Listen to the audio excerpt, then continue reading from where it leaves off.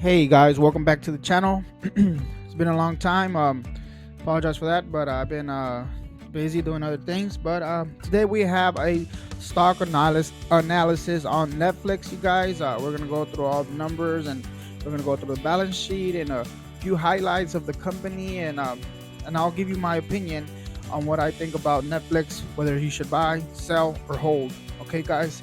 So here we go, guys.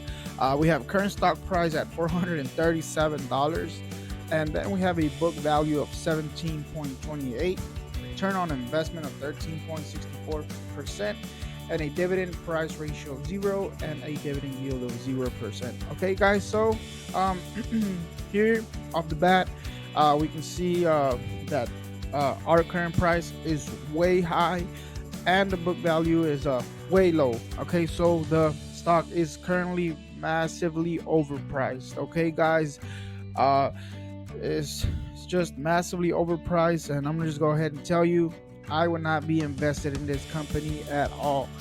This company is massively overvalued, you guys. Okay, so um uh in regards to the future of Netflix, well, nobody knows, right?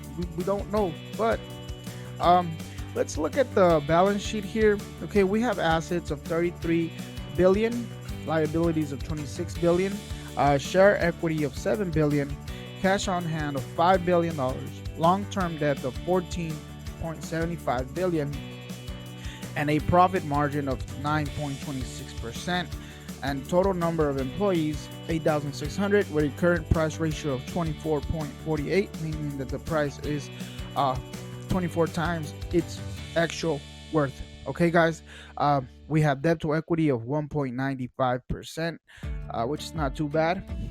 Okay, guys, so one thing that stands out to me here is the shareholders equity. Not much value there, with only $7 billion in equity. Okay, and we have current price ratio of 24.48, which is massively overvalued. Okay, guys, this stock is way overvalued, and I would not be invested in this company.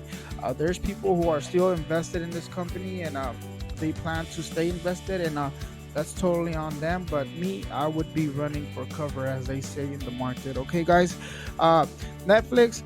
Here we have the annual revenue for 2019. We have a 20 billion dollars in revenue. Okay, guys, for the year 2019. And then for the year 2018, we have 15 billion, and then 2017, 11 billion, and then 2016, 8 billion. Okay, guys, so the company has shown steady growth, okay, in its revenue. Now, if we look on the right side, we have Netflix annual net income of 1.8 billion, you guys, just a 1.8 billion. Okay, so all this money that they're generating, not a lot of it is going into the net income, you guys, to the bottom line. Okay, all this money is being spent, and not too much money is being created, you guys. Okay, that's what I'm able to see as I analyze these charts, guys. Okay, so 2019 original content spend estimates. Okay, so Disney spent 27.8 billion on some content.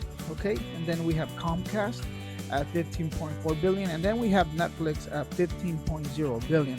So here we can see that Disney is really ramping it up. Okay, guys, really going all in on this, and it's quite scary for Netflix because Disney is a powerhouse and Disney has a lot of money. Okay, I haven't gone into the finances of Disney, otherwise I tell you, but maybe that's something we can do later on. Okay, guys. So here you can see the rest of the AT&T, Amazon at 6.5 billion, Apple is getting in the raise, Fox. So the future does not look very good for Netflix, if you ask me, because they are going to be facing a lot of competition, okay, during the next few years. Okay, though Netflix is the number one uh I guess TV or broadcast provider, um you know but these are respondents who paid for digital video content from following companies in the past 12 months. Okay, so number one is Netflix, then Amazon, Hulu, YouTube, and iTunes. Okay, guys. So Netflix had not faced any competition in the past years, but now Apple, Disney, Hulu, they're all going to be stepping it up, and they might see a big change in the future for Netflix, you guys. Okay, so so these are the top reasons why Netflix subscribers are subscribed. Okay, so the number one you can see at the very bottom, it's kids programming. Okay, a lot of Netflix subscribers, they say that they like to keep these Netflix because they are for kids programming. Okay, guys, so that is kind of scary because Disney is the number one kids provider who makes the best movies, best content for kids. So yeah, a lot of uncertainty there, if you ask me, and a lot of they're going to be facing lots of competition, you guys. Lots of competition. Okay, so that's just one thing that stood out to me on that slide. As we move forward to the next slide, we have most binge shows on Netflix. Okay, just really interesting facts here. We got On My Block, Making a Murder Part 2, 13 Reasons Why, Last Chance You, Indie, Bodyguard, Fastest Car. That's one that I did binge watch on myself. The Haunting of Hill House, and with a season 2, Assistable Orange in the New Black season 6. Okay, guys, so just a list of the top 10 binges in 2018, and we did have a 2019 list, but I decided to take it out the slide for whatever reason. But here we go. Top 10 countries, Netflix users, December 2019, and millions. Okay, guys, so 14.4 Netflix users in Australia, and then 12.5 million users in the UK, and in Brazil we have 10.9 billion, and then it goes to Canada, Germany, France, Spain, Japan, Netherlands, and Mexico, with the US being number one, I believe. Okay, guys, so here we can see some growth here in these countries. Very small growth, but it's growth in the millions, so that's a positive sign. Okay, don't want to bash the company completely because I know a lot of people are gonna probably be mad or disagree with me, and go ahead and comment down below. I'd like to have a chat with you. The world's most popular video streaming services, again, Netflix number one, Quiyi, I don't know how to pronounce that, but I'd say IQ or something like that. IQ. Okay, whatever, you guys know what it's called. And then we have Tencent Video, we have Youku, Amazon, View, Hulu, and the rest of the list goes on and on, you guys. Okay, so a few of them that stand out, of course, is the world's most popular video streaming service is still Netflix. Okay, sitting on a comfortable spot. So we have IQ, Tencent Video, and Youku. Okay, guys, and in regards to Tencent, you guys, I'm going to be making a video stock analysis on Tencent, you guys. I think there's a lot of value in there, and we're going to have to go over that. Okay, so here's another slide. Netflix international expansion. Netflix paid streaming subscribers at the end of the respective year. Netflix paid streaming subscribers at the end of the respective year. Okay, so here we have the number of subscribers. Okay, 106.1 international, and then we have 61.0 percent at a outside the US. Okay, guys, so a lot of growth out there still to be made. Despite the year-on-year decline, Q4 2019, millions in excess of Netflix own predicted growth of 7.6 million.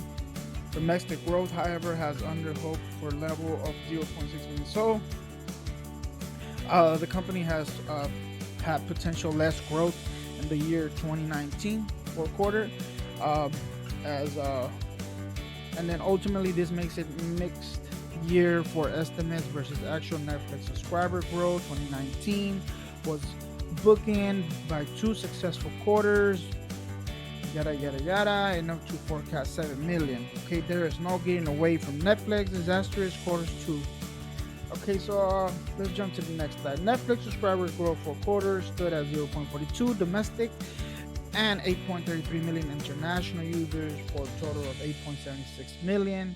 This compares positively quarter on quarter to quarter 3 2019, 6.78 million, despite the US subscriber growth decline from 0.52 million year on year. So we are having positive growth out in the domestic uh, areas, but slow growth here internationally, you guys. Okay, so that's all that's saying.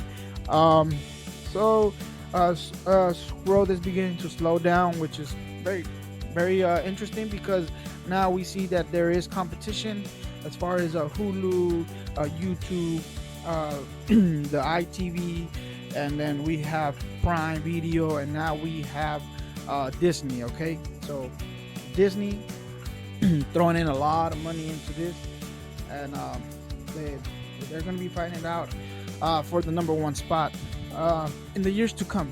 Okay, guys. So now we have Netflix continues to build its global audience. Okay, so number of subscribers at the end of the respective period: United States, you see on the red, up 53%, and then we have international. It's 93.80 million. Okay, guys. So so yeah, just a little bit of a business insider, you guys. This is the growth that's been going on in the company, and they've already surpassed the 100 millions. Okay, guys. So some key statistics here, you guys. We have million Netflix subscribers.